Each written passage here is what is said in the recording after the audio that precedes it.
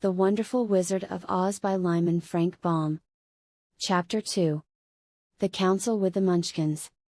She was awakened by a shock, so sudden and severe that if Dorothy had not been lying on the soft bed she might have been hurt. As it was, the jar made her catch her breath and wonder what had happened, and Toto put his cold little nose into her face and whined dismally. Dorothy sat up and noticed that the house was not moving, nor was it dark, for the bright sunshine came in at the window, flooding the little room.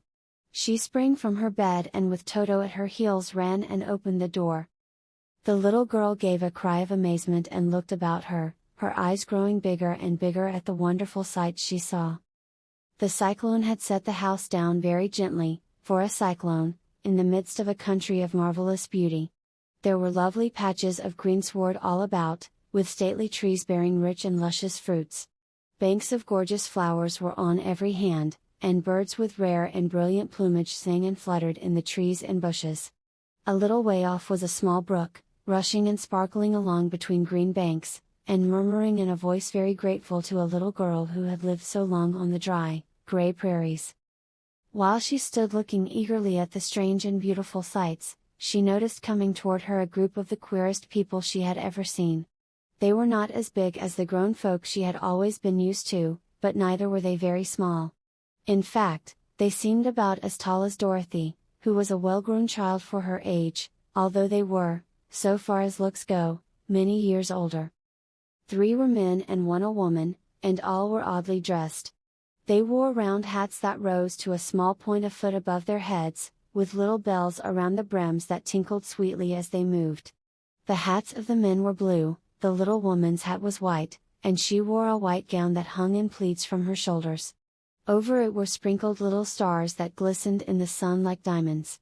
The men were dressed in blue, of the same shade as their hats, and wore well-polished boots with a deep roll of blue at the tops. The men, Dorothy thought, were about as old as Uncle Henry, for 2 of them had beards. But the little woman was doubtless much older. Her face was covered with wrinkles, her hair was nearly white, and she walked rather stiffly. When these people drew near the house where Dorothy was standing in the doorway, they paused and whispered among themselves, as if afraid to come farther. But the little old woman walked up to Dorothy, made a low bow and said, in a sweet voice, "You are welcome, most noble sorceress, to the land of the Munchkins. We are so grateful to you for having killed the Wicked Witch of the East, and for setting our people free from bondage." Dorothy listened to this speech with wonder. What could the little woman possibly mean by calling her a sorceress, and saying she had killed the Wicked Witch of the East? Dorothy was an innocent, harmless little girl, who had been carried by a cyclone many miles from home, and she had never killed anything in all her life. But the little woman evidently expected her to answer, so Dorothy said, with hesitation, "You are very kind, but there must be some mistake. I have not killed anything." "Your house did, anyway," replied the little old woman, with a laugh, "and that is the same thing. See?" she continued, pointing to the corner of the house. "There are her 2 feet, still sticking out from under a block of wood." Dorothy looked, and gave a little cry of fright.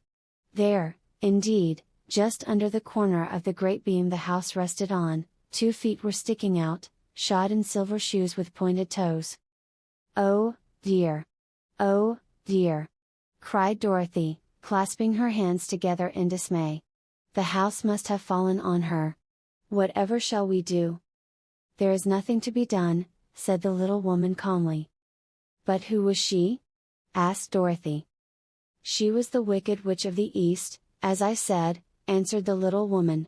"She has held all the Munchkins in bondage for many years, making them slave for her night and day. Now they are all set free, and are grateful to you for the favor." "Who are the Munchkins?" inquired Dorothy. "They are the people who live in this land of the East where the Wicked Witch ruled." "Are you a Munchkin?" asked Dorothy. "No, but I am their friend, although I live in the land of the North.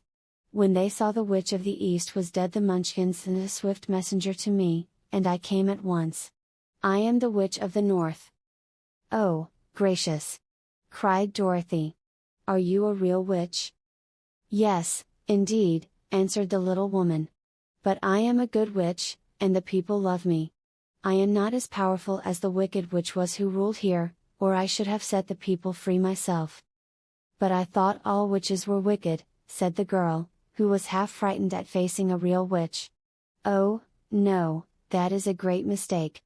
There were only 4 witches in all the land of Oz, and 2 of them, those who live in the north and the south, are good witches. I know this is true, for I am one of them myself, and cannot be mistaken.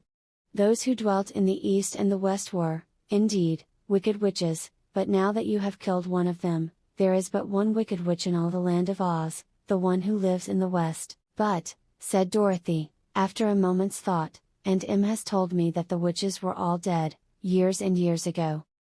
"Who is Aunt Em?" inquired the little old woman. "She is my aunt who lives in Kansas, where I came from." The Witch of the North seemed to think for a time, with her head bowed and her eyes upon the ground. Then she looked up and said, "I do not know where Kansas is, for I have never heard that country mentioned before. But tell me, is it a civilized country?" "Oh, yes," replied Dorothy. "Then that accounts for it. In the civilized countries I believe there are no witches left, nor wizards, nor sorceresses, nor magicians. But, you see, the land of Oz has never been civilized, for we are cut off from all the rest of the world. Therefore we still have witches and wizards amongst us." "Who are the wizards?" asked Dorothy. "Oz himself is the great wizard," answered the witch, sinking her voice to a whisper. "He is more powerful than all the rest of us together. He lives in the City of Emeralds." Dorothy was going to ask another question, but just then the Munchkins, who had been standing silently by, gave a loud shout and pointed to the corner of the house where the wicked witch had been lying. "What is it?" asked the little old woman, and looked, and began to laugh. "The feet of the dead witch had disappeared entirely, and nothing was left but the silver shoes. She was so old," explained the Witch of the North, "that she dried up quickly in the sun. That is the end of her. But the silver shoes are yours, and you shall have them to wear." She reached down and picked up the shoes, and after shaking the dust out of them handed them to Dorothy. "The Witch of the East was proud of those silver shoes," said one of the Munchkins, "and there is some charm connected with them, but what it is we never knew." Dorothy carried the shoes into the house and placed them on the table. Then she came out again to the Munchkins and said, "I am anxious to get back to my aunt and uncle, for I am sure they will worry about me. Can you help me find my way?" The Munchkins and the witch first looked at one another, and then at Dorothy, and then shook their heads. "At the east, not far from here," said one, "there is a great desert, and none could live to cross it." "It is the same at the south," said another, "for I have been there and seen it. The south is the country of the Quadlings." "I am told," said the third man, "that it is the same at the west. And that country, where the Winkies live, is ruled by the wicked witch of the west, who would make you her slave if you passed her way."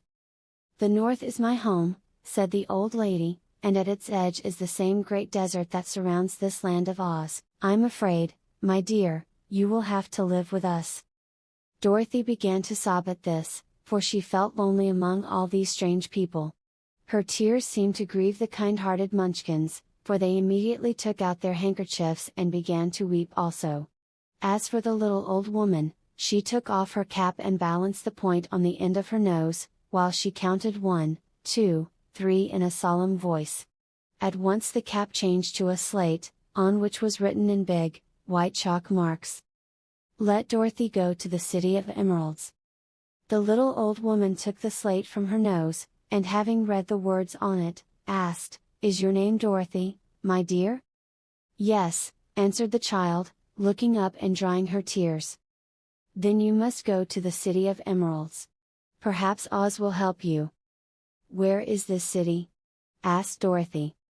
"It is exactly in the center of the country, and is ruled by Oz, the great wizard I told you of." "Is he a good man?" inquired the girl anxiously. "He is a good wizard.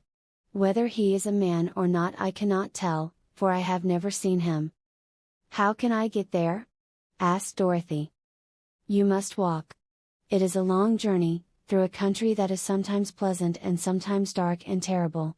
However, I will use all the magic arts I know of to keep you from harm. Won't you go with me?" pleaded the girl, who had begun to look upon the little old woman as her only friend.